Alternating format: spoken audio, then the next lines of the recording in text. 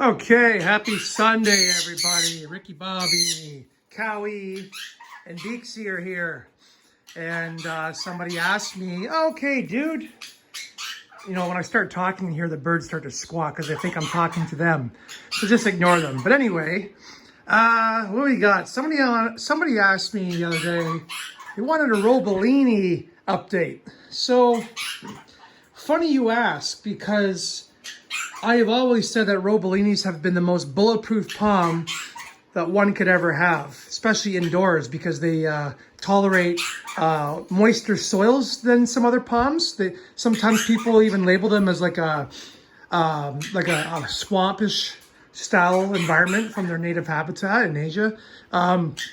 So I've never had any issues. However, I think the biggest issue is that when you get them in multiples like these, this one is a multiple 3, and that one over there was a multiple of 4.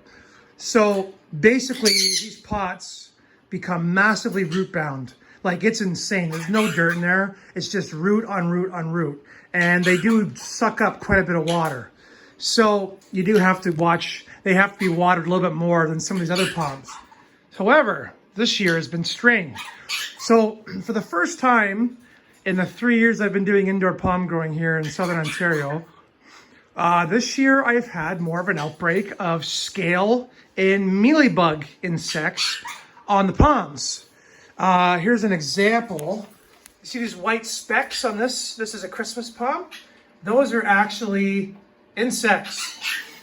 And the palms do not like them. So why are they there? Well, because the room is warm and it's dry and there's no wind or rain, things like that to keep them down. So these guys here started getting them like crazy this year. Never seen them get them before at all. So not sure what came in contact with them or how they got spread, but it happened. And it's happened in some other palms here in the room as well. So same thing that happened last year with this Christmas palm. I started spraying miticide that was recommended by James Palms, and it works really well.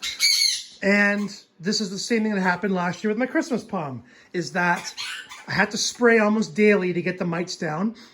This is one of those kind of palms where you cannot take a wet rag or cloth and wipe down the fronds because they are full of spikes. And they're like that for a reason, to keep people away.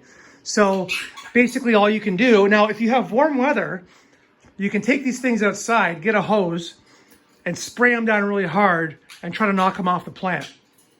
And that can be a lot of work, bringing them inside and outside, dragging water and dirt through your house. So I try to keep everything in this room the best I can.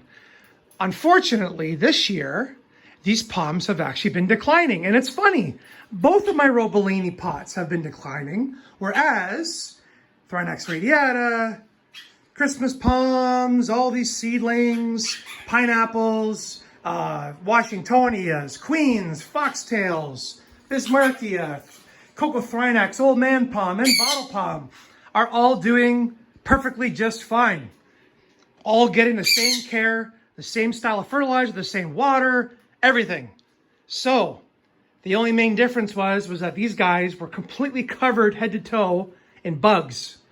And they did get a lot of miticide, which, like I had told you guys last time with the Christmas palm, a lot of times that miticide water mix will go down into the crown and can cause some crown rot, which is not good. These are definitely a palm that I don't think has root rot. I don't know. It'd be pretty tough if they did. When they do die, if they die, we'll have to investigate and see exactly what happened. But I do know last year when I had palms die from a bug infestation, when I took them out of the pots, the roots were bright white. It looked absolutely beautiful. So we knew it wasn't a root issue. So that's what's going on. These guys are under the same T5 grow light as always. But as you can see here, Mr. Florida Thatch Palm has not one issue and looks absolutely perfect. So obviously we know the lighting is decent. It worked really well last year on these palms. There was no issues. So here's what I'm going to suggest, and I'm going to try this year. If this spring, these 2 pots of palms do decline and pass away, I am going to go back to Norfolk Exotics. I can even put a link in the description below. He is the local palm guy out here in Southern Ontario. Awesome guy to deal with. Palms are beautiful, and I've never really had any issues with them at all, and he's a great guy, and they're great people to deal with. I am going to buy a single trunked roebellini, which you can get. And that way, the palms do not have to compete with each other in the pots.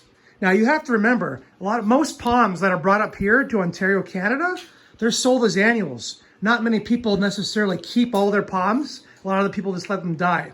So when you got if these multiple palms right here, if these were in the ground in Florida or Jamaica or something, they do fine because they can branch and they can do whatever they need to do to get room, space, water, food, everything.